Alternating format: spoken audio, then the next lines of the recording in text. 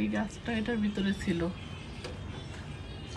এটার ভিতরে ছিল তো এটা ছোট টব, তার জন্য এটা আমি এখন এই টবের ভিতরে দিব।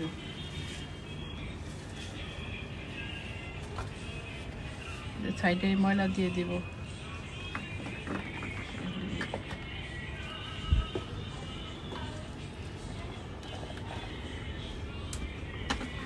আরো ময়লা আছে, এগুলি দিয়ে দিব, এগুলি তরকারির ময়লা, এগুলি সব দিয়ে দিব।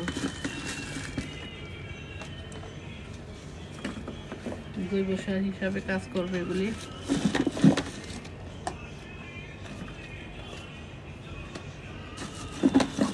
এটা হলো, এটা কি ফুল আমি জানি না, এটাকে কি ফুল বলে, এটা মরিচ ফুল না জরা ফুল জানি না।